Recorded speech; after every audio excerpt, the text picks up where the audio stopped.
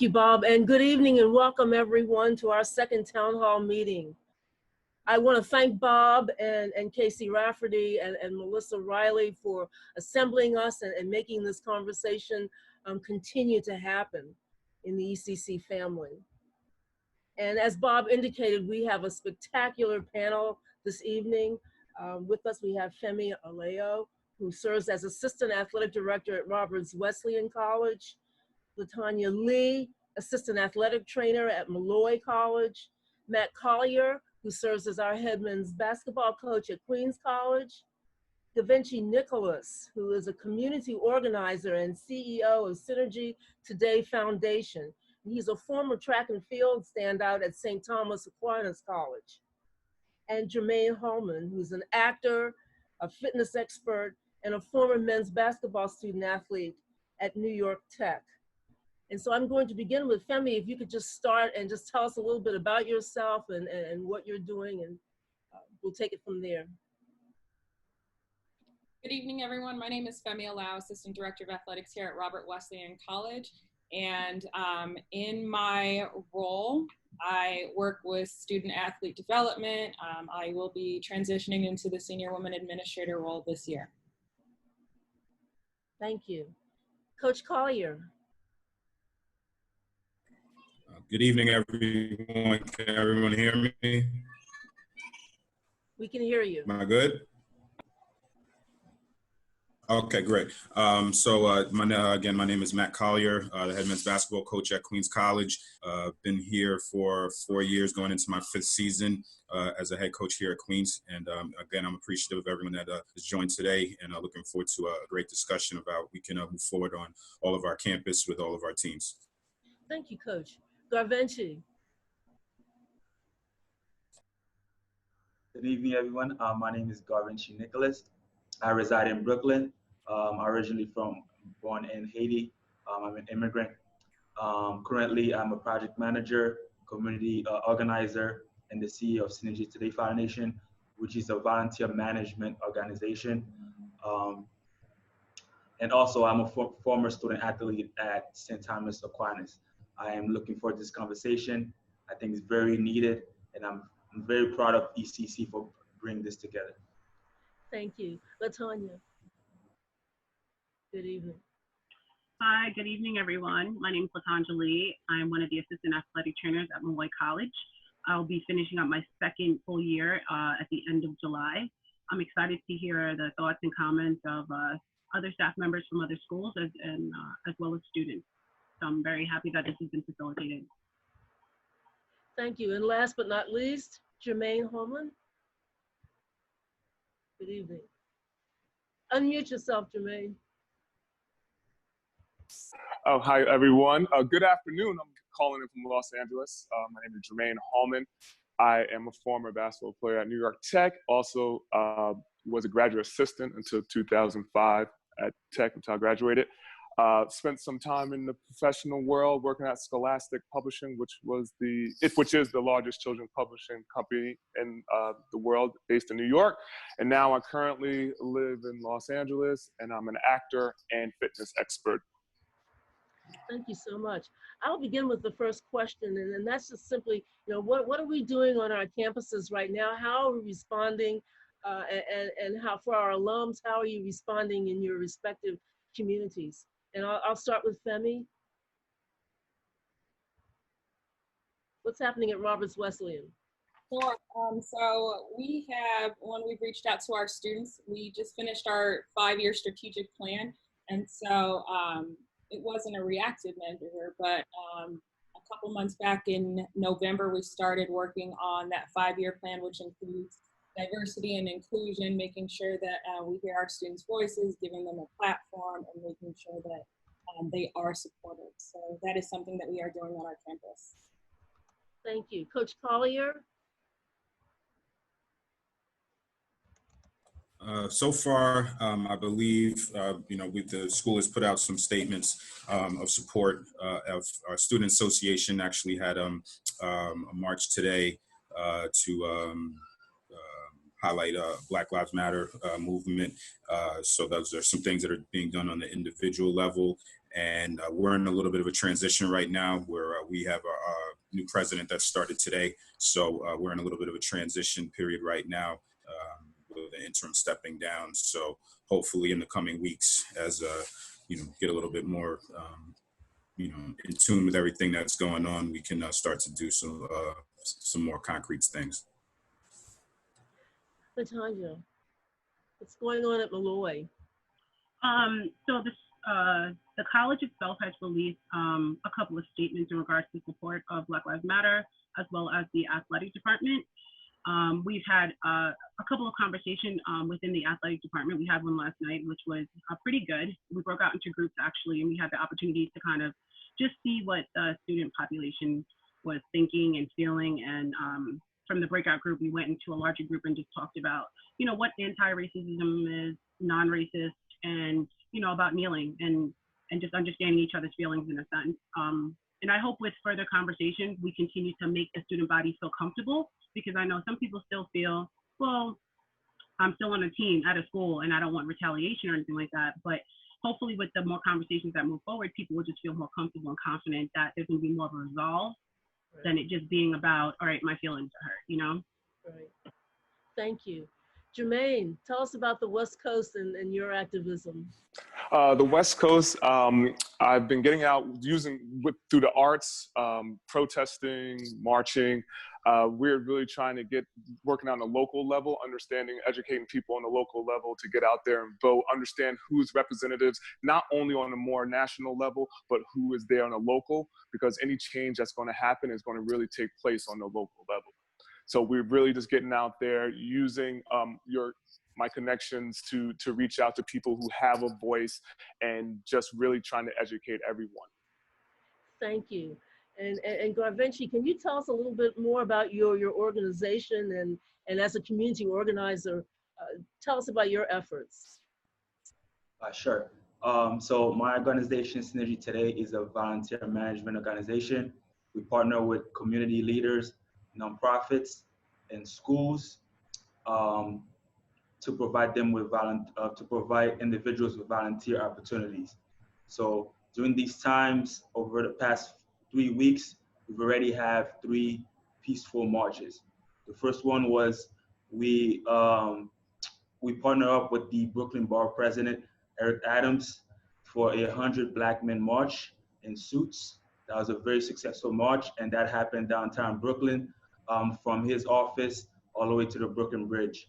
The second march was a march where our members, Synergy Today members, organized on our own, and we're able to get 1,000 up to like 1,500 people from Columbus Circle all the way down to City Hall, where we had a rally and educate people about voting and the importance of voting, and make sure they thinking about this in the long term and not just in the moment. And our third march, which happened on Juneteenth, in celebration of Juneteenth and liberation, was the biggest march so far, where we partner up with different organizations, schools, community leaders in Brooklyn to march from Cadman Plaza all the way to Columbus Circle. That march had 8,000 plus people across the Brooklyn Bridge. It was something we're very proud of, and it shows you that people are coming out and they marching and protesting, and they want change. Not only Black people, but people of different race, understanding what's going on, and they're coming out there and they want change. So now we are planning to see, besides the marches and protests, how can we educate our following to keep this movement going, to understand that the talk on racism and social injustice is something that we need to continue to talk about, and continue to speak about our real values, either from nonprofits, schools, and as individuals. Thank you. I know that on our campus, we're spending a lot of time talking, particularly with our SAC, about the governance structure and how we can support students and encourage voting. The upcoming November election is extremely important, and I'd like to hear from each of you about your thoughts and how we can ensure that folks on our campuses are out to vote. Coach Collier, I'll start with you. So I've been having talks with our team, and that's one of the issues that we want to take a lead on in helping with the educate all of our student athletes, students on campus, and just make everyone more aware of number one, just voter registration, the impact that vote, sure that they understand that, and then just educating them also on making sure that they understand, don't just look at the presidential election, look at all of the local things. So just getting more of that education out. We want to be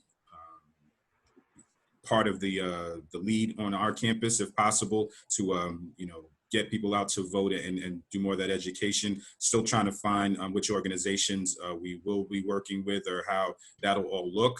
But that's something that, at least from my program, that's something that our players are motivated to be a part of. So that's one of the things we're going to be looking to really take the lead on our campus. Excellent. Femi, can you address that and what's happening at Roberts Wesleyan? Sure. So our Dean of Students currently has election fellows, which educate students on how to vote. And the students help register our students and folks in the community on voting for these upcoming elections. So that's something that we already are doing. Thank you. LaTanja, what's going on at Molloy? I know that Susan Cassidy is extremely proactive human being. So can you tell us what's going on at Molloy? Yeah, we do a ton of community service at Molloy. Probably, I think, if anything, we're like close to #1 in our conference in community service and stuff like that. But I know Molloy College does have on the website a voter registration information and direction on how to do that.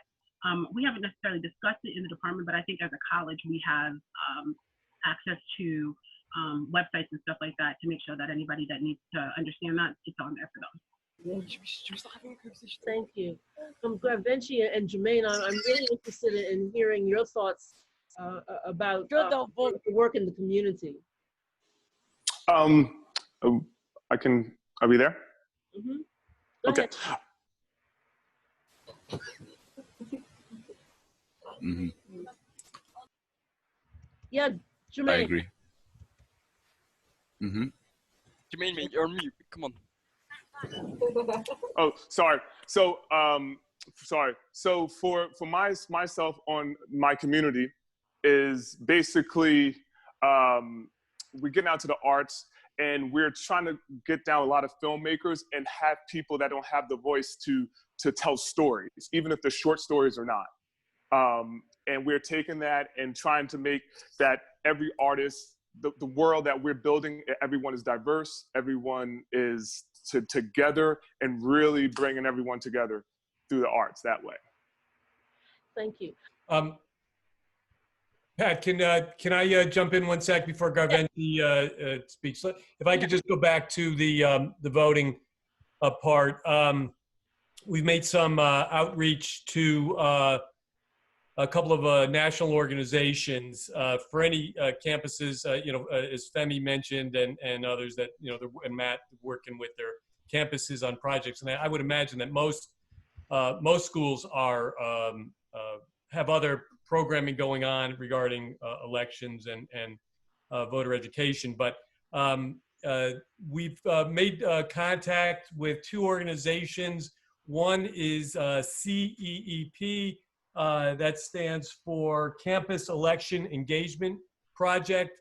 They're going to be getting us over information and a lot of resources that we'll be posting and getting out to our schools for you to use. The other one is the League of Women Voters, who I'm sure most of you have heard about over the years, and they are anxious to work with schools all around the country in providing education coming on board. I think one of the big issues that we were finding is that obviously voter education is important, assistance with registration, but also the question of if I'm not from New York State or Washington, D.C. or in Connecticut, how do I get, how can I vote? And so they'll assist with that also. So there's a lot of information out there. I think if you're interested in getting it, just get back to the conference or speak to the people that are on here, and I think they could direct you to that. Thank you, Bob. Garvin.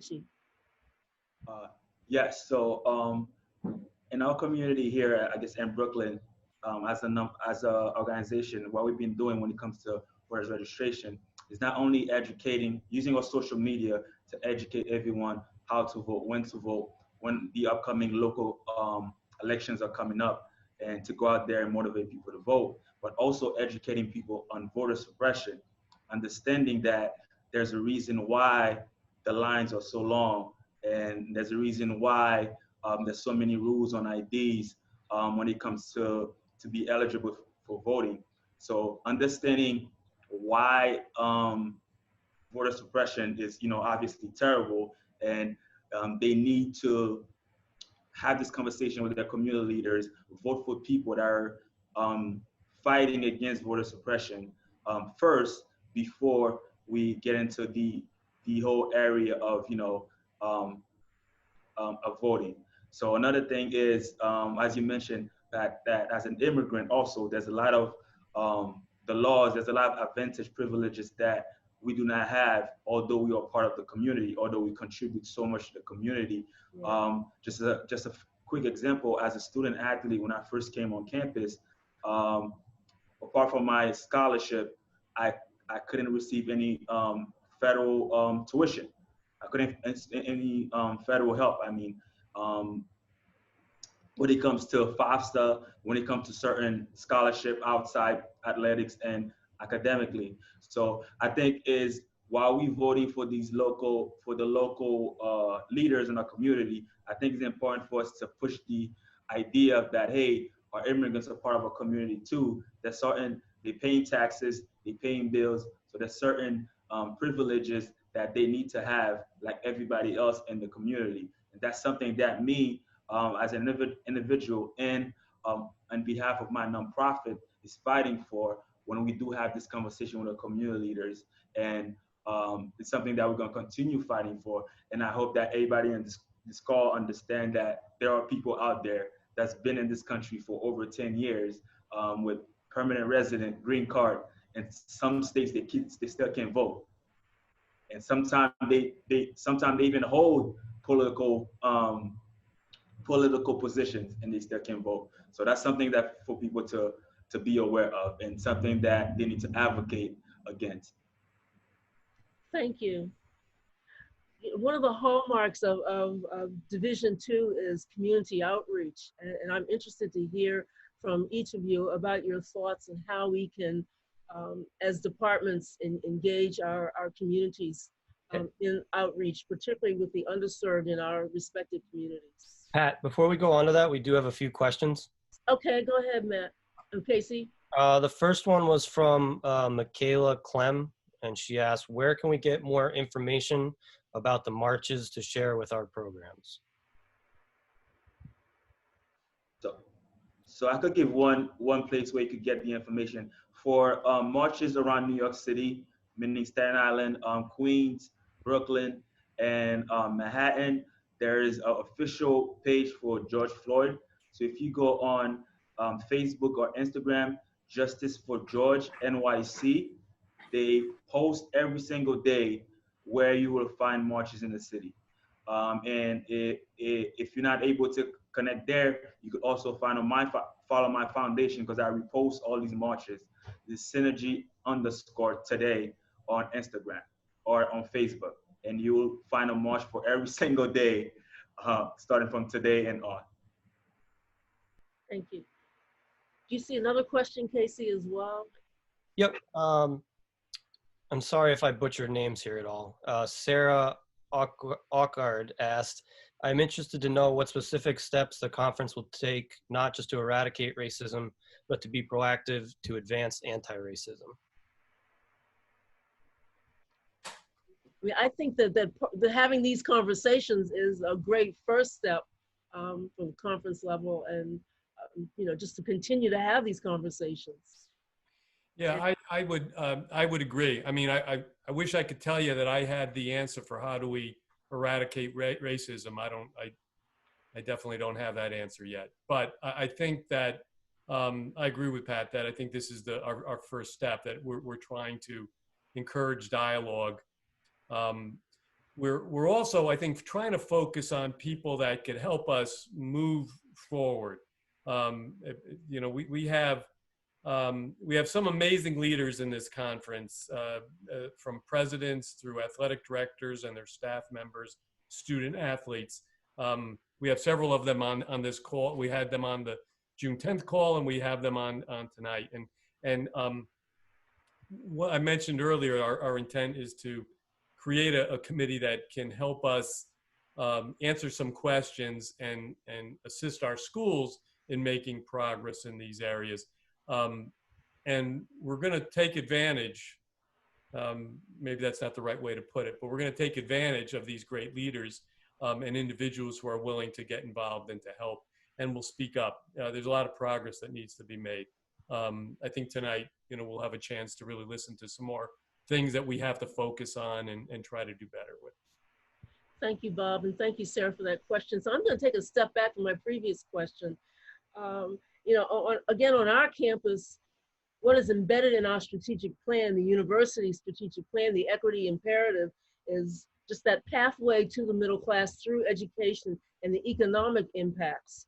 And one of the things that we're looking at, I've actually been approached by 2 local CEOs to meet with our student athletes, to listen to their stories as they are looking at their staff and their boards and the need to diversify their boards. And so I'd like to hear your thoughts, and I'll start with Garvinci and Jermaine, Okay. but we'd like to hear from the rest of the panel as well.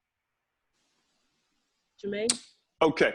Yeah, so my experience when I finished playing and finished school was trying to, you know, get incorporated to the 9 to 5, the corporate life, and understanding, well, you might look in these corporations and not notice that there is a senior management level that's like, you know, that's I'm representative in. And one thing I noticed, you look at the entry level, there's not a lot of people there based on internships or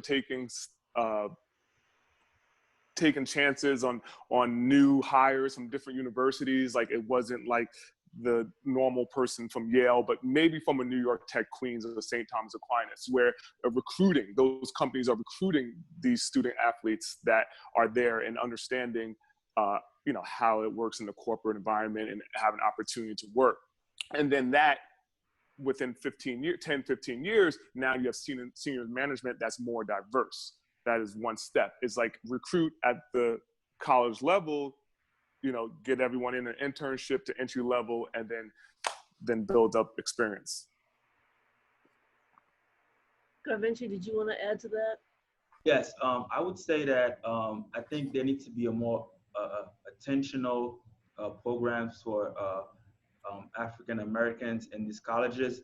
What I mean by that is a lot of time when we have African Americans students graduate from colleges and then go into the world, it may be surprising to many that, but just based off your name and based off the race that you put, sometimes you might not get the same opportunity as other applicants. So I think it's very important from the college point of level to have these programs where we link companies with recent graduate African American students to say, hey, this person is not just a person on a resume, but this is the quality, this is the education they have, and this is the passion they have to get better, and give them that one-on-one chance and give them that recommendation so they could have that step forward that they will have to fight for 2 to 3 years, where their counterpart, non-blacks, will probably do it as soon as they graduate. So I think we need to be more intentional with the programs for African Americans and not just put it just inside just like a program for everyone, you know? And that's my thoughts. I think we should be more intentional with these programs. Thank you. Latanja? Yeah, to piggyback off of Garvinci, I think that's the best way to make sure that we're doing things correctly is intentionally. Consciously making a decision to either increase the amount of scholarships that go to minority students. Are we recruiting in minority neighborhoods? Are we making sure that we're reaching out to communities that we necessarily wouldn't normally do for the particular sport. You never know if you can potentially, one, recruit somebody. And I think a great coach can see potential in an athlete and make sure that they become good at their sport. That's a really great coach, not somebody who's already great and then just having them participate in the sport. You know, so I think that's a great point to say. Even when it comes to employment, Molloy College has, I think, about 90% Caucasian students. And in the athletic department, I think it's less than 7%. I think we have to make a very conscious decision to say, okay, why don't, one, we have any head coaches that are African-American or of color? Or two, why is there the percentage of African-Americans or Latinas or Asians 7% or lower than that? What is it that's making, what is not appealing to the school, I should say, why people would not want to attend or come into the school?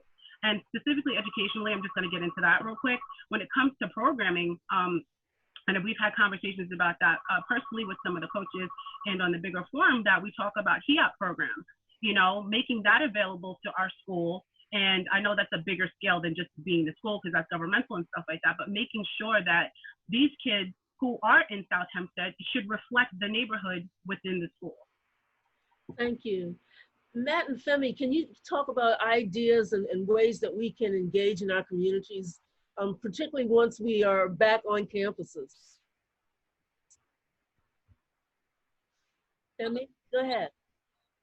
So one thing that's happening on our campus out of the Office of Diversity and Equity is an elite program. And what that program does is they work with students in the city schools and support them. So we understand that representation is important. So it's a cross collaboration program where our college students go to the elementary schools, they talk to students, and then they allow the elementary students to come on campus and tour. So we create a mentorship that way. I also want to speak to, if I have an opportunity, an administrative and how do we diversify those positions. Do I have an opportunity to speak on that? Absolutely, go right ahead. So being intentional about administrators and making sure that we also have positions. So on our campus, we applied for the Diversity and Inclusion Strategic Alliance grant, and we received that grant, and that afforded me the opportunity to serve as the athletic director here at Roberts Wesleyan. Had we not had that opportunity, I probably would not have the opportunity to be here as an athletic director. In addition to that, it's being intentional. Who are you looking for, making opportunities? Our athletic director, Bob Seagabe, and Herb Alexander, they were intentional. They went on LinkedIn and they did recruit. So I got recruited via email and via LinkedIn. And so they would never have known, like I didn't know about Roberts. And so for me, you have to be intentional about how you recruit and just being creative and thinking outside of the box, past posting on higher ed or ncaa.com. You got to go out and get candidates that you want and that represent your student athletes as well. Thank you, I agree with you. Coach Collier, what are your thoughts about, again, community activism as well as just opportunities in coaching and administration?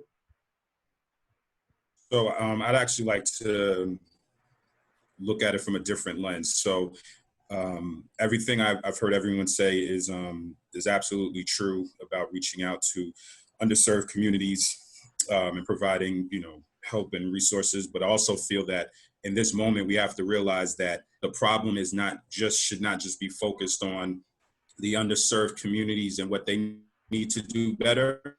It's what everybody in our society needs to do better. So from an education standpoint, I feel that, so just looking at the example of, that was said about, student athletes going to underserved communities and going to schools and things like that. Well, that will definitely have an impact on those kids. But at the same time, you have schools from majority populations that might never have looked at a person of color as somebody that can achieve great things, of somebody that can, is more than just a basketball player or another type of athlete, right? So now if we are able to educate those kids so that when they're older, they don't maybe have the same perceptions of the limitations of minorities or people of color to be able to perform at a high level. And that also will have an impact on our greater society. So I think that it needs to be, the education piece shouldn't just be focused. It's very important on the underserved and the minority communities, but I feel education needs to be happening for everyone in our society, that the lens that which people look at minorities and people of color needs to change. And I think the education, the same type of actions that are taken can be spread to other segments of the community, of the society, so they have a different viewpoint and view people of color and minorities in a different fashion. And that'll have an impact also, because those are the same people that will be bankers one day, they'll be politicians one day, they'll be police officers one day, and across the board. So they need to have an understanding of the, and like someone mentioned before, they need to have an understanding of the value of not just Black lives and minority and people of color, but that we're equal and we can do great things also. And they have to see us in a different light in order for some of these things to change in our society. Thank you, Coach. Pat, could I just jump in a sec? Please. On what Matt was just talking about, which I think was an outstanding point. You know, in the years that I've been commissioner of the conference, each year we've done leadership programming of some way or another, focusing on our SAC groups and other our ECC program, Experience in Community and Character. I think we've done it for 13 years now. And the more I think about that program, almost every year we've done an aspect of diversity education, to talk about diversity and inclusion. And the reality is I look back on that, while I think that we were able to maybe bring ideas out to a small group of students each year, very often I would leave there feeling, oh, well, we did a good thing. But you know, the reality is that might have been more like an inoculation than any kind of education. You know, it was that moment, here's some information, think about this, and then perhaps they're not thinking about that again for the rest of the year. So I think that whether we're talking about helping, having our student athletes help educate younger populations, and again, like Matt said, not just in underserved areas, but more globally, I think that would be really valuable. But I also think that colleges and universities, through athletics, have the opportunity to help educate their student athletes, but not just one day a year, not just for an hour, you know, every 6 months, but on an ongoing level. And, you know, that's something that we could work together to try to, there's a ton of people out there that want to help educate. And a lot of them cost a lot of money to do it. And sometimes that makes it unavailable to certain groups and certain schools. But there's a way we could work together. There's so many great minds within this conference that I think we could help each other in this area. And I think, you know, I said it the first week, education to me is key. That's the key. It just can't be one time. It has to be an ongoing plan. Absolutely. Thank you, Bob. I see that Hector in the audience wants to comment, and then I'd like to hear from our former student athletes on the panel to tell us about what you would like to have seen or what was very helpful to you when you were a student athlete. So Hector, you want to comment? Yes. So I think something that could be very big in reaching all of our student athletes is making sure that all the coaches are properly educated, and so that they can teach their athletes.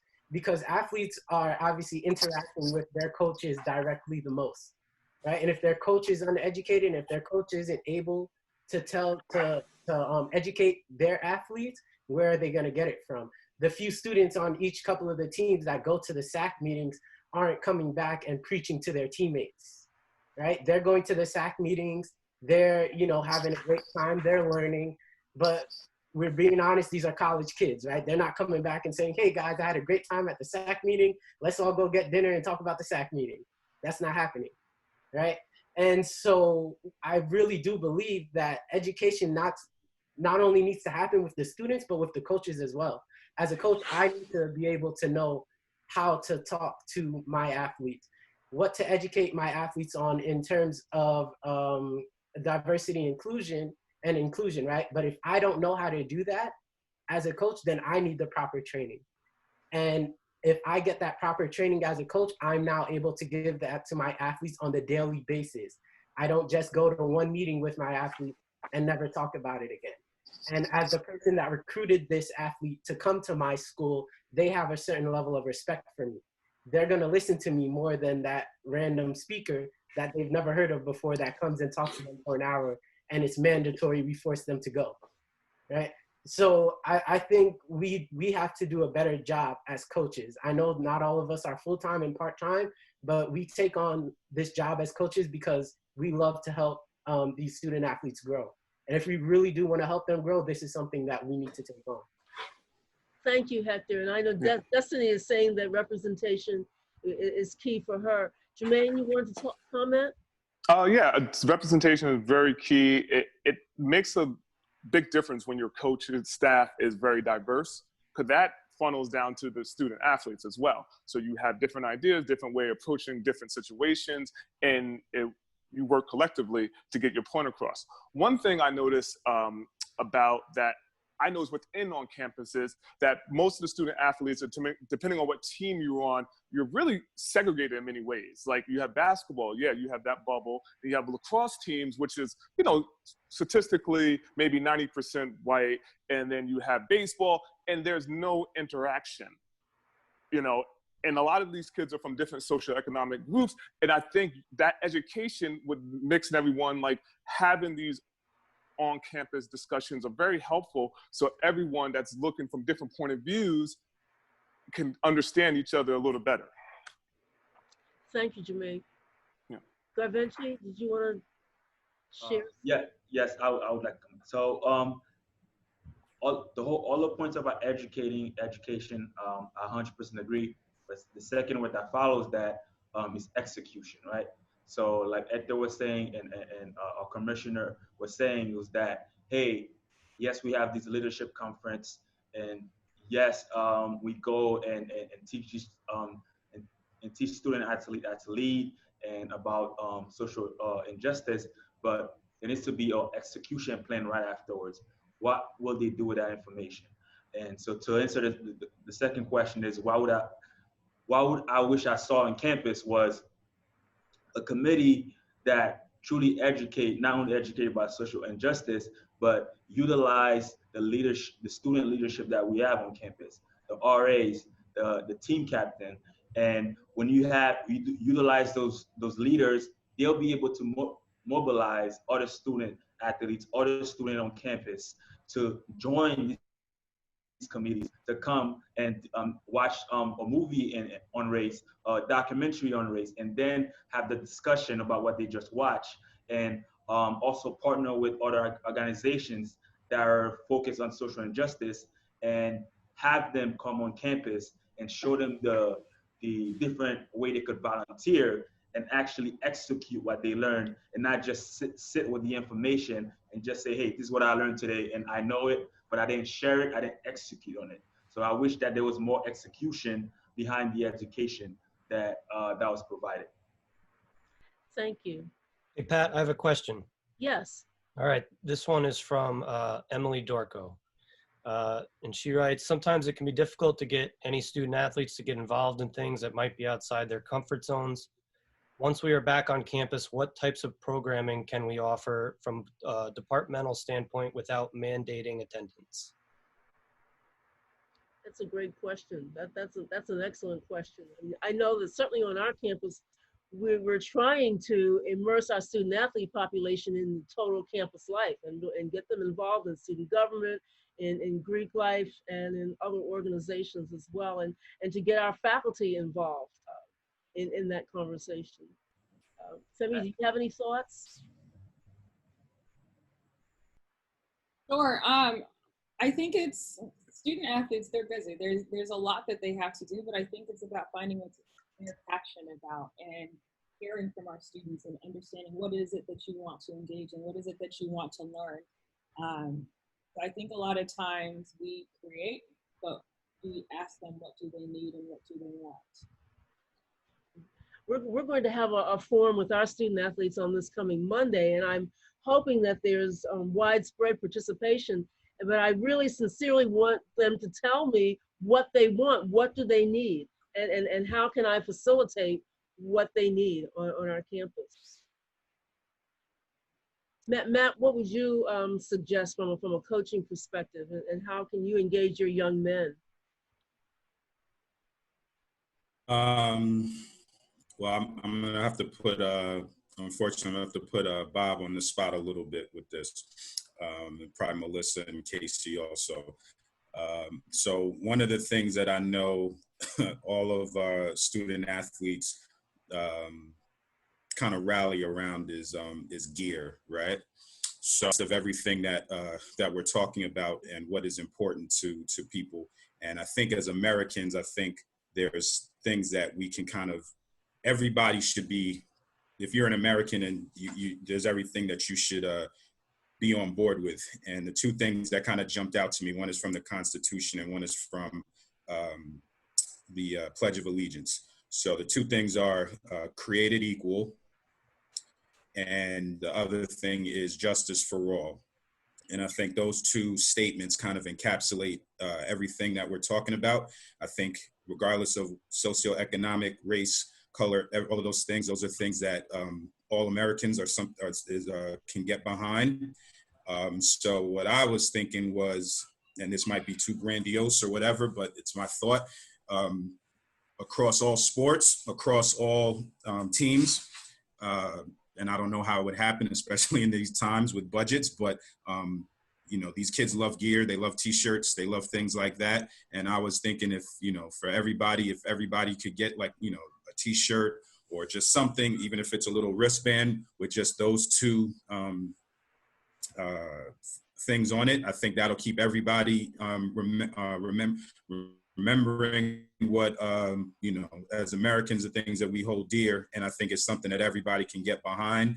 I would hope that it's something that all the campuses, all the athletic departments is something that could get behind. I think it, you know, and again, it doesn't have to be exactly that, but I thought those two statements kind of are things that everyone can kind of get behind. And if it was something that came from the ECC and trickled down to the other, to all the schools and all the campuses, you know, whether it's a t-shirt that everybody wears up during warm-ups, or, you know, just something, just, you know, just a reminder that, you know, this is, you know, something that everybody should be on board with, is, you know, that we're all created equal and that everybody should, you know, justice for all. So I don't know how that would look.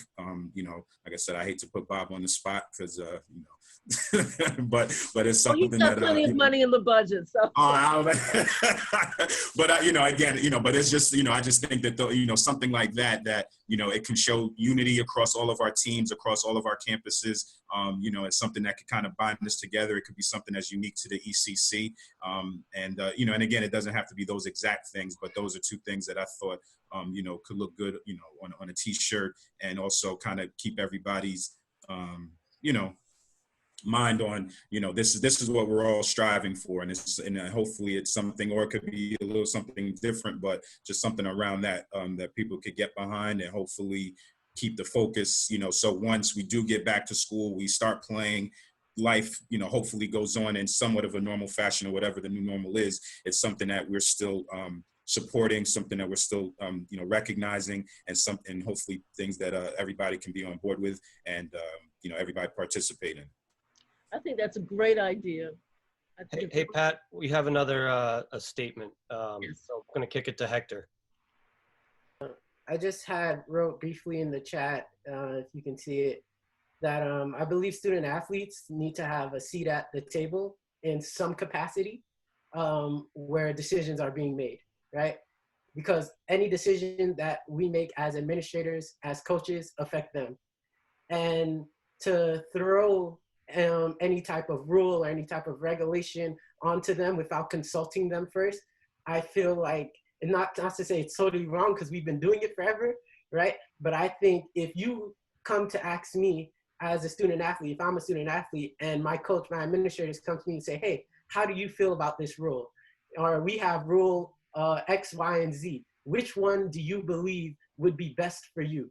It's not to say that we're 100% going to go with what the athletes want, right? But now I feel totally invested when I know that I had a part in this, right? So now I'm like, hey, like, my administrators came to me, my coaches came to me, right? They came to our team, they came to, whoever it was, to ask us how we felt.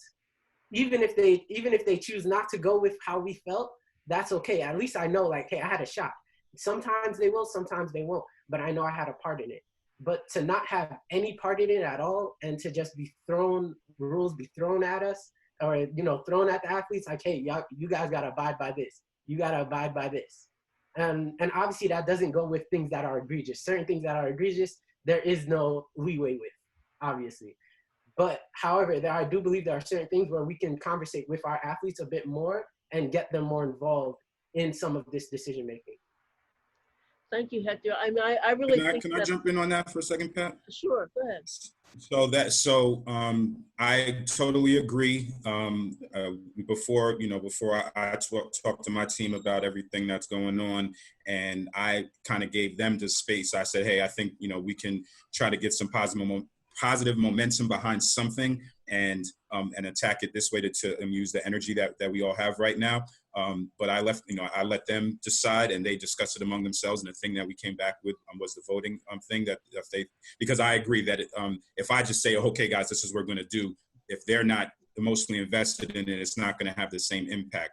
However, I will say, though, it was also said on the call that through SAC meetings and through the diversity initiatives that the ECC has set up, that, I'm just being honest, because it was said that the student athletes aren't necessarily coming with the same vigor, and so we can present opportunities and initiatives and things like that and involve them in the process, but they have to meet that leadership also and take ownership of it and drive it, because like we just spoke was mentioned, all the times with through SAC and all these other things, they're not necessarily stepping up. Now, I do believe it's on us as leaders to help facilitate that, and that's our job as educators to get them more involved. But we can do some things too, and the student athletes can be a part of the process, but they also have to engage and act in good faith as well, if the movement is going to have any momentum behind it. I agree with what you said.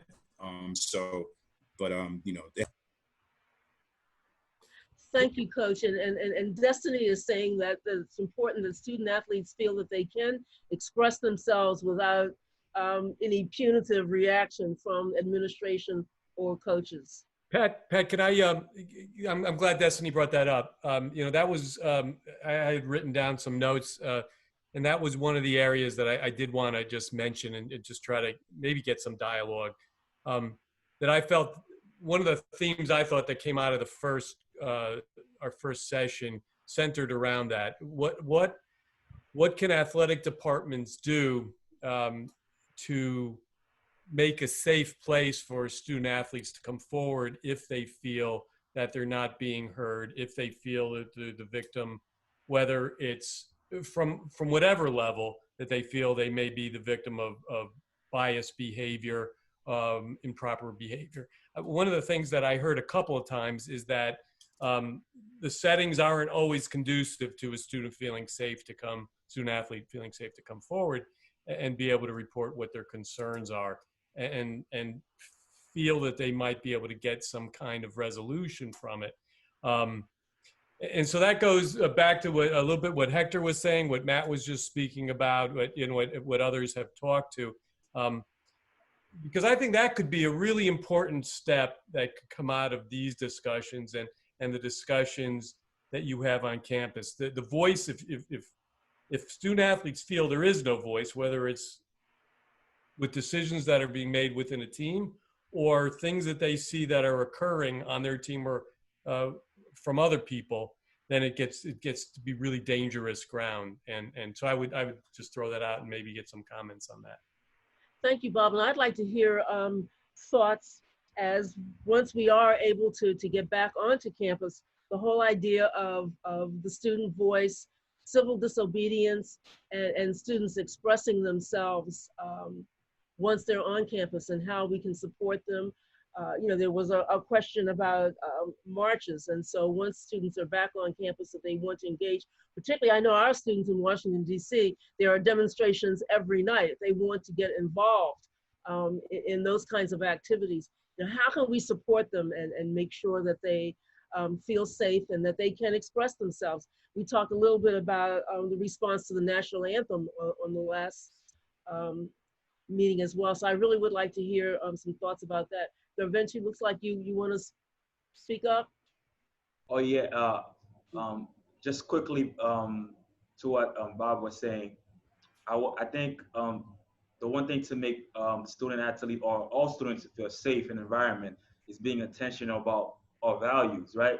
Zero tolerance on racism, on racial slurs, on everything. If the school embodied an environment where the value is speaked of often, I believe that there will be no room or almost zero room for any of those things to happen. And also, that will give a lot of kids confidence to come forward and speak to leadership on the campus and understand that, hey, I'm coming forward and reporting this because I know the value of the school. I know what the school stands for. And I think by just putting it everywhere, making sure that zero tolerance on these racial slurs, on injustice, that will definitely help. Now, secondly, on how to support the students when we are back to school on when it comes to getting involved. Me personally, with our foundation, we are prepping a plan to see how we could partner with colleges and schools and help young leaders in those colleges and teach them how to organize these peaceful marches, teach them how to organize these rallies, teach them what they need to know, what's within the law, what is outside the law. So these are all the things we're planning to do. And I think anybody else in the conference who has those set of skills of community organizing should, have a plan to empower the leadership on campus. A lot of time we take charge in the things that we already know how to do instead of passing it on to the younger kids. And the reason why it's important to do that is back to what Hector was saying, is by empowering them, showing that they have a say in what goes on, and they feel like they're part of the decision, then they're more likely to lead. They're more likely to execute what was taught to them. They're more likely to execute what was educated to them, either in the classroom or by a staff member. Hey, Pat, I know Melissa wants to make a comment. Okay. Yes, I just want to get back to the point of student athletes having a voice and making sure that they are heard. So I'm not sure if everyone is aware, but we do work through the SAC at the conference office and our national SAC rep to disseminate information to the institutions and the student athletes at the institutions. And there's always time for feedback. And we do look to them and our national SAC rep to sit on committees. We are planning to expand the student athletes that will sit on committees moving forward, especially our diversity and inclusion committee that we are planning to initiate this fall. In addition, I'm hoping, and we talk a lot about this with the SAC, that at least the executive board of institutional SACs are having monthly meetings with their senior administration on campus to have these dialogues, to have these conversations. From times when I was back on campus, these were the important things to make sure that student athletes felt that they had a voice, that we were addressing what their needs were, and making sure that the programming that we were putting together was to fit their needs. So I want to make sure all those student athletes that are sitting on the calls right now, that you know who your SAC reps are, get involved by becoming a SAC rep, and making sure that you speak to your e-board of your SAC to see if they're having these dialogues with administration. Thank you, Melissa. LaTanya, I know you wanted to speak. Yes, thank you. So in regards to when we talk about a safe space, we need to have a diversity inclusion person, director, I believe in each department across campuses, to be honest with you, and specifically with athletics. And that person can't necessarily report to the AD, but they need to report to the higher authority of the school. So each department has one. There's a coalition or a committee of some sort where those people can talk about the issues, because I feel like, unfortunately, if somebody reports to someone in the department, there's maybe some biasness. You know, there may be something where somebody feels like, well, if I don't do this, I may be under scrutiny again for my job. And so I think it's important, because I'm, again, the only African-American female at my job full time. A lot of the athletes come to me, so I have a very unique perspective when it comes to what they experience, what I experience, and then I get coaches' perspectives of what's going on. So having somebody that's designated to the department to have these conversations, somebody who is well-rounded in something like this, is imperative to the success of, and kind of where Gravinci was saying in regards to consequences. There's a no tolerance for these kinds of incidences at the school. And if there's an incident, there needs to be a consequence in regards to, okay, well, there's a conversation, but also what are they going to have as that particular athlete that receives it? Is it intervention on the basis of you need to take a cultural competency class or something like that? And that should be done anyways. But just in regards to the consequences of that, I think that's imperative, because at the end of the day, athletes have a very unique experience. They may participate with people they never would have interacted with prior to being on the collegiate level. So I think that's important. And to kind of piggyback off of Hester, when he's talking about coaches being involved, that's the first line of defense for athletes. Those are the people that they want to go to first and say, hey, coach, because they're supposed to be leaders and someone they trust, but hey, this is what happens, and it shouldn't be brushed off, or I'm going to talk to that other person. The athlete should know what the resolve exactly was with that particular incident. Thank you, LaTanya. Any other comments on that regard? I mean, what LaTanya said was absolutely 100%. Like almost setting up maybe through the conference, because as me as a student athlete, I would be afraid to go to coaches because of repercussion, playing time. You can do so many things that's passive aggressive, like my minutes can drop, or to be in friction between me and a teammate. But almost a conference having a union rep for the student athlete that comes in, listen to them, take the report, and then can escalate it in the way that deemed necessary. So they're not feeling threatened, because I'm a 17, 18-year-old kid going through a middle-aged man or woman, and I might not want to express my way freely because I'm playing under the umbrella of having a scholarship, you know? So if you're having someone there that is, they're like, for me, I have a union rep, so that I can go up to them and say, hey, this is my working conditions, or this is my condition, like this is how I'm being treated, and I don't have to worry about repercussions. And that's, as a young adult, you're afraid of those things. Pat, can I say something also? Absolutely, Coach. Yeah, sure. Thank you. So the two things that I want to add to this, and I've had this discussion with Bob prior to, I totally agree with everything that's been said. There needs to be a way or safe space for athletes to who feel that they've been discriminated against to express that without fear of repercussion. I also think that from a conference standpoint, in any way that it can be expressed, that there needs to be respect for everyone's civil liberties across the board, and how that's going to manifest itself once our kids are back on campus. So in some of our campuses, some athletic directors, presidents may be more supportive of athletes, expressing themselves and taking advantage of their civil liberties to express, how they're feeling. However, that may not be the case on every campus. So the safe space needs to be on their campus, but it also needs to be when they go to compete.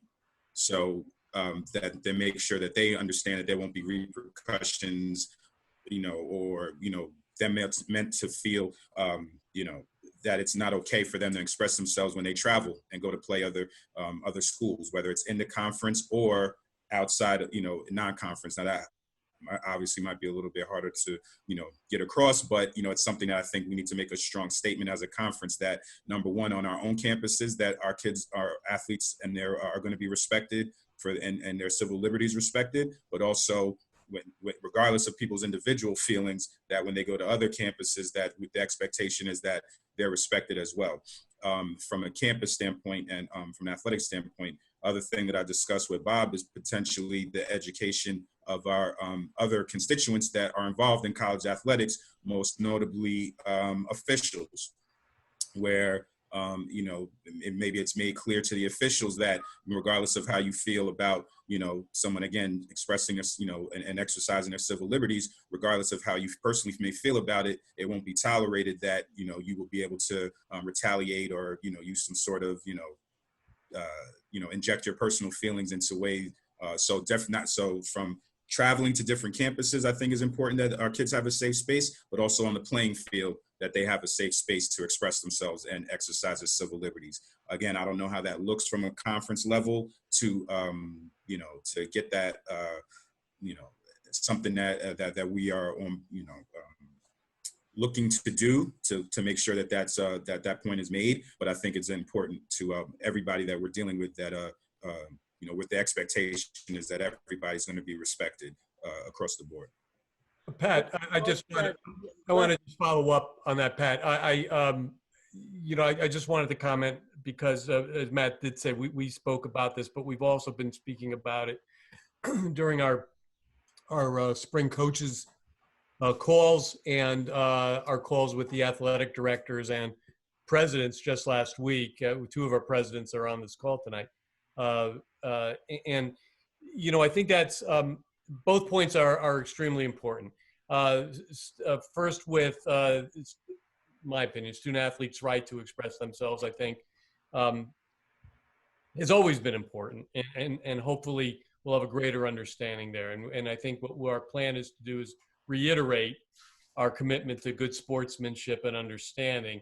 And I think what comes of that is when problems happen, like the one that you brought to my attention, Matt, from last year, is that we need to know that if we could help, because it has to be discussed. It has to be brought to the attention of the institutions that are involved. If student athletes should always feel safe in the place where they are, whether it's home or away, and we got to do better in that area. When it comes to dealing with the officials, and Coach Colbert from UDC men's lacrosse had commented last time regarding coaches' issues with officials also. And I think it's a great point, and we spoke about this too, Matt, is that communication is going on right now with the assigners of the officials also. As incidents occur, we need to know, because the only way we're going to be able to help if these things happen is for us to be able to know about it and follow up. But we feel strongly about both those issues, and we're taking action already to communicate that. Thank you, Coach, and thank you, Bob. I know that from where I sit as an athletic director, I want our student athletes to feel very, very comfortable in knowing that my door is always open, and that I do respect their voice and I respect their concerns. And if I don't have the answer, I certainly want to be able to channel them to resources on our campus, whether it's our FAR or a faculty member. I've had student athletes feel very comfortable in going to our president to express concerns. And so I think that, as the leader of my department, I want to do everything that I possibly can do to empower our student athletes and their voice. Pat, we have someone that would like to chime in. Okay. Destiny. Hi, everyone. I just wanted to speak about athletes being able to speak freely to their administration and coaches. A lot of my teammates, and I'll speak about, I was on the women's basketball team at Mercy College. A lot of my teammates, I speak for a lot of them because they feel they don't have a voice. And when we bring topics or issues to coaches or administrators, the issue sort of gets dismissed and wiped under the rug. And in the past, I'll use my experience, I have been told that I am too aggressive, that I am too hostile when I speak, when in fact, I'm just passionate about what I'm talking about. And I often get painted as the angry sort of Black person because I am so passionate and I do constantly speak up for what is right. And again, issues get swept right under the rug, and it does bother myself and some of my former teammates because we are not being heard, because we do not have that voice. So I would just like at least our institution to hear us, make that effort to hear us, especially if you don't know our situations. Please ask, please educate yourself about what is going on. You know, it's hard as a woman of color to talk to, let's say, my white coach because he does not look like me. So I feel coaches do have to make that extra effort to understand the situation of somebody else and make that extra effort to understand what the collective group is saying. Thank you, Destiny, for that comment. Do we have more time? Or Bob, can we continue the conversation? If folks have, if folks wish to keep talking, I think we should keep talking. May I? Coach Colbert. May I? Yes, please. So in listening, I hear a lot about our student athletes, and I hear the word education, which I think is a great word to use. But in trying to organize the thought process, I hear a lot about advocacy for student athletes, which I totally agree with. But it seems like the coach has been put in this middle tier position of having to answer to the student athlete and the administration. Yeah. And I'm not quite sure what we're talking about when we talk about coaches' education as well and coaches' advocacy. Not to be selfish, but not all the time. I have a pretty powerful voice, but I don't always feel comfortable voicing to officials or administrators, whether it be at UDC or, not you, Pat, by the way, or administrators at other institutions, right? So I'm put in the position of this middleman having to negotiate for 35 kids on my sideline that sees what's going on, but me having to negotiate the people that are sort of lighting the fire to this whole thing. And then if there's an administrator there that doesn't see how I see it, I can't attack him or I will become the belligerent black man. So when I think of how to move forward, it's sort of like a 3-tier for each institution. It's like a 3-tiered education program. The administrators have to be educated, coaches have to be educated, our student athletes have to be educated, and from a macro level, the conference has to be educated and the officials have to be educated. How all that happens, I'm not quite sure, but just in terms of organization, like, don't forget about the coach. Thank you, Roger. And I think, Destiny hit on something. It seems to me it's going to start with how can we as educators ensure that our student athletes can be heard regardless of what they say, whether we agree with them or not, or if we don't look like them or not, without feeling that it's going to be swept under the rug or that there will be repercussions. Because if we don't know what the problem is, we can't address it.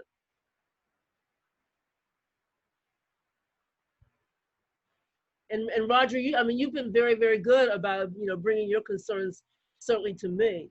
And I feel very comfortable in having a conversation with any of my colleagues in the ECC, any of the other ADs as well, to bring your concerns to their attention. And so it's all about communication, folks, and just continuing, the dialogue that we're having tonight. This is a beautiful thing, and it really needs to continue. These conversations cannot end. We've got to communicate with each other. Hey, Pat, Yeah. Just to kind of piggyback off of what you're saying, I think this is an awesome conversation. Sorry. I think it's important to have conversations and then going home and reflecting on it, just like a student would learn in class and you have homework. That's what people need to do too. Besides the education portion, it's like, oh, I just had a conversation with my Black friend. Like, you need to process, you either as a white person, even some Black people need to process, well, what am I not doing to help make this situation better?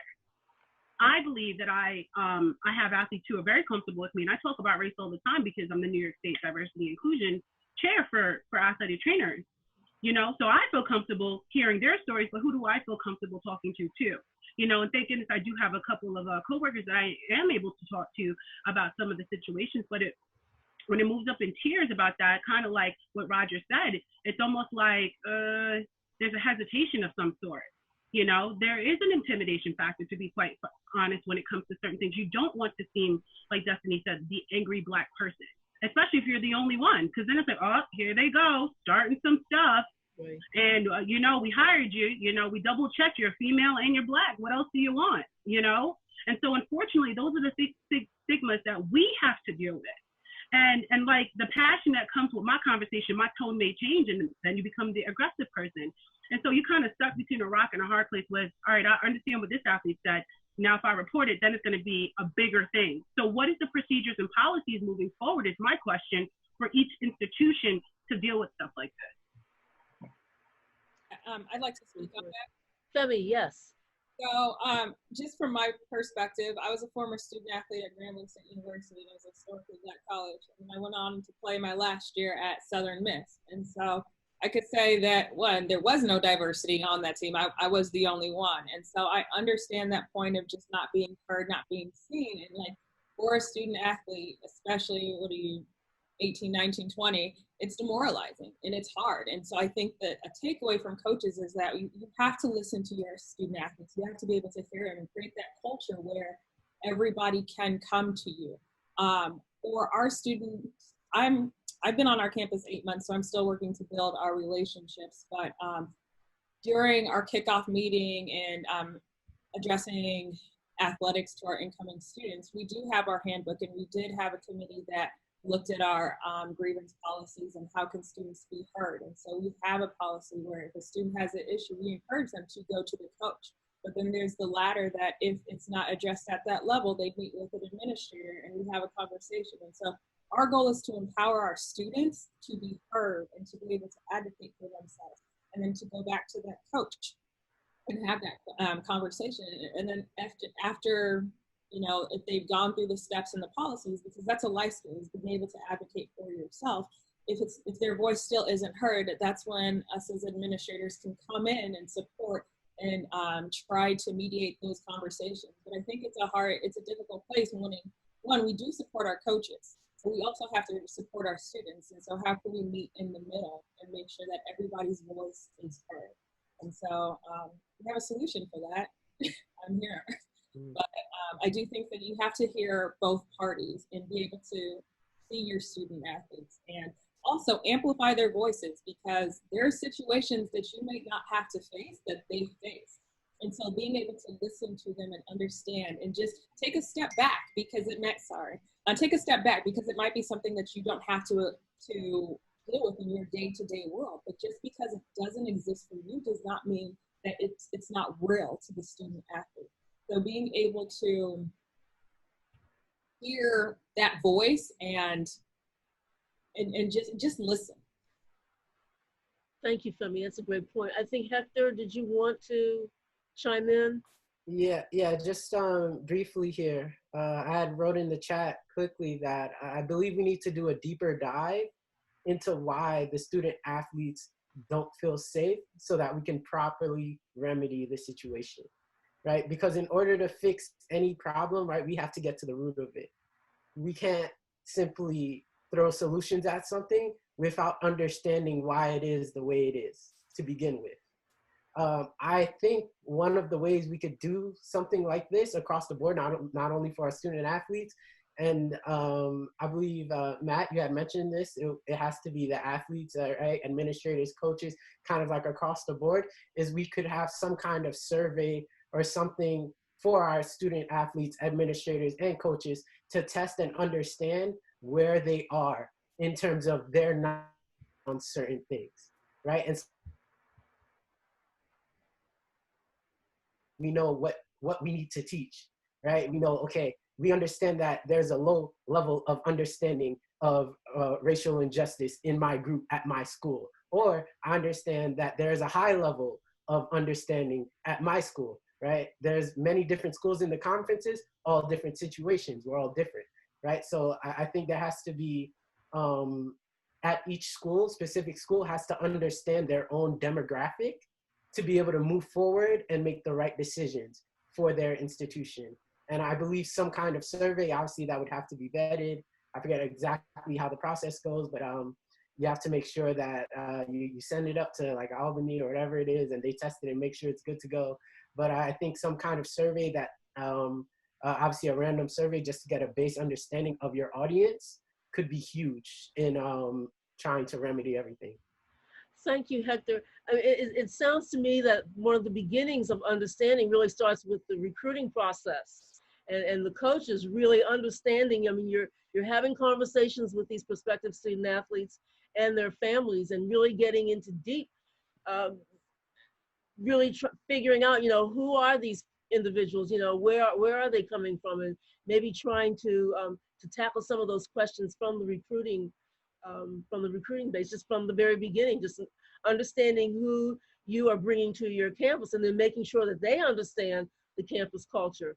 And I know that not all of our student athletes are able to make that official visit to actually to come onto campus, but I think that we can do a better job of, again, in that recruiting process, and then making sure that they understand where they're coming to get their education. Any other thoughts or comments? I think this is, you know, again, just, you know, great dialogue, and it needs to continue. Can I say something? Yes, absolutely. Yeah, so I wanted to touch on the fact that I know we throw around the word education a lot during this call, and I think it should be more specific in when we say education, not just formal education, not just creating classes on social injustice, but also education on things that are not taught in the classroom, right? And either through creating clubs or committees, or I don't know exactly how, but for example, myself as an immigrant, when I went to St. Thomas Aquinas, mostly white dominated students there, my thing was a lot of people did not know my story as an immigrant. A lot of the things that I dealt with, as not only as an immigrant, but as a Black man, was used to a lot of these kids when I would have my conversation with them. So I think is not only just the formal education, but also the education of your peers, of what they go through. And perfect example, like Hector says, by having a survey for your student body, asking them, do you feel comfortable? How comfortable do you feel on campus? What are the challenges that you're going through on campus? How can the faculty, the staff help you on campus?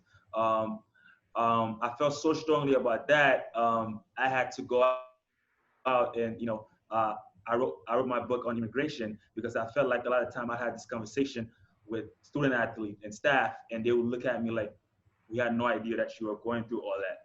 I think that's an issue, because you should know exactly, as a coach, as a teacher, as a AD, you should know your student, know the struggles that they're going through, and how can you help.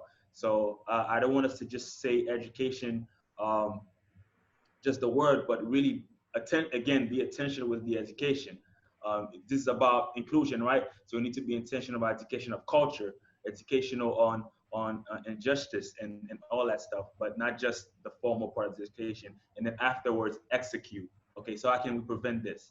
How can we prevent our student body not being familiar with what their classmates or their teammate is going through? Thank you, Garvinci.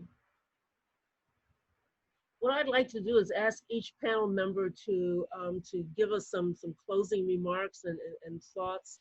Again, I think that this was a really important conversation, and one that we need to continue to have. It can't end tonight. We need to go back to our campuses, and as LaTanya suggested, just really reflect on what we've heard tonight. I'm still reflecting on what I heard during the first town hall, and the subsequent conversations that I've been having with our SAC leaders.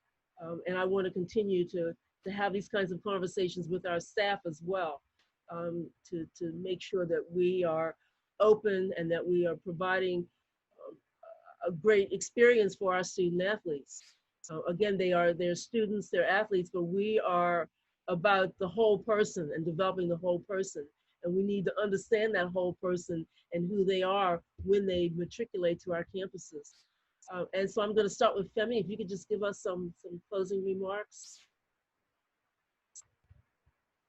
Yes, thank you again for the opportunity to serve on this panel tonight. My closing remarks would be the educational journey. We spoke a lot about education, and I think that as individuals, we have to own our own education. There's a lot of resources out there. There's plenty. So ask questions if you don't know, but make sure that you're doing your own research. Get to know your students, and please vote. Each one registers. Teach somebody how to register to vote. I think that's where change happens. I have a link, and I will resubmit it there. Wherever you are, whatever state you are, it will teach you how to register to that. So that's how you can impact change. Thank you. Coach Collier. Thank you. I agree with Femi that everyone needs to learn. This is about education. That's the field that student athletes, to the coaches, to the administrators, to the presidents. Everybody needs to learn.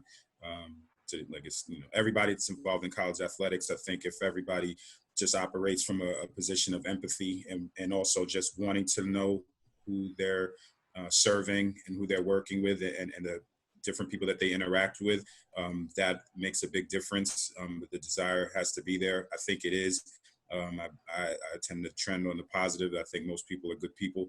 It's just things get in the way. But if everybody just operates from a perspective of empathy and trying to learn more, I think we can make a big impact, again, from the top down and from student athletes all the way to the president level. I think if everyone engages in good faith, that as a conference, we can make a big impact, and I'm looking forward to being a part of that. Thank you, Matt. Latanya. Yes, thank you again for having me on the panel, and I appreciate everybody's thoughts. It's been really insightful to even hear other people's experiences about what they've been going through, student athletes and even panel members. So that's awesome. So thank you, Bob, for that. My takeaway here is we need more representation through visibility. People need to see what they look like within the staff members, besides the athletic population, and even that is maybe a small pool for some schools, but making sure that we individually are taking responsibility for our thoughts and reflecting and making sure that we're doing things as administrator or faculty members to make sure that students, even if we don't look like them, like Matt said, making sure that there's some empathy, some compassion, some understanding, and just because it doesn't affect you doesn't mean it shouldn't offend you. So, it starts from the top, we see it from the top, we can trickle it down into each college conference, and that can help build a great pool for people to feel comfortable and safe, even the athletes, coaches, and administrators. Thank you. Jermaine, let's say yes. So my takeaway is definitely the education and execution and building a community that everyone feels safe, from anywhere from the student athletes to the coaches to administrators, and more working with the conference, so they do have a safe place and safe haven to go, and they can express themselves or new ideas they have and feel like they have something to give and feel safe without any repercussions. Moving forward is just really working together, really taking the time to understand everyone and walking a mile in their shoes and understand where they're coming from, what causes they're having. Listen, just don't deflect. Thank you. Garvin. Yes, so one of the key things I want to say is, first is every institution to really focus on the zero tolerance for any racism and injustice on their campus. This is number one, and I really hope that it's in all their policies, their procedures, posted on campus, that there's a zero policy when it comes to that. And second is having these intentional programs for minorities and African Americans on campus as they graduate, when it comes to partnering them or for internships with major companies after they graduate. That's very important. And third, I know we've been saying it a lot, education, but not only education. We had an amazing conversation tonight, and I'm sure the first town hall was amazing as well. a lot of important takeaways from this. Now, execution, that's the key. To me, that's very important. We could write the notes all we want, we could talk about it all we want, but if it's not executed, this was for nothing. So if you take anything away from tonight, everything we spoke about, please execute. Thank you so much. I want to start by thanking our audience tonight. There were a number of individuals who did not speak, did not enter comments in the chat room, but listened to what was being discussed this evening. And I think that's very important. Listening is the key to communication. And so I really appreciate everyone who joined us tonight. I want to thank our esteemed panel. I think that all of you really contributed in a very positive way and just certainly gave me a lot to think about, and I greatly appreciate you. Let us all remember that we are still dealing with a pandemic in this country, and let's take care of ourselves, take care of each other. Please be safe as we move forward. And again, I want to thank the conference staff for making this happen. And Bob, we're going to continue to have these conversations. And then the next time we will talk about the action that we have taken. Yeah, and I want to thank Pat again for moderating a great evening where I think, I think I said the first time, and I'm saying it again, I have so much to learn, and I'm counting on people like you to help us learn. We're not going to be able to do everything, but we're going to make a difference, and we're going to move this forward. Please watch out. My hope, as Pat just said, is we're going to gather a group that'll serve as our advisory board, many of the folks that you've heard tonight, and we're going to move forward. And then next time we bring this together, hopefully we'll have some concrete steps that we could get you involved with. But thank you very much. Again, any questions, feel free to reach out to anyone in the conference office or any of the panelists. I'm sure they'd be happy to hear from you. I agree with Pat, please stay safe. Even if you don't agree with me, please wear masks, because I think that's helping. We gotta get through this thing. There's too many people that are gonna lose opportunities again if we don't get this in track. And to the panelists, I really appreciate it. And you'll be hearing again from us soon. So thank you, everybody. Good night. Thank you. Good night, everyone. Thank you. Good night. Thank you. Stay strong, ECC.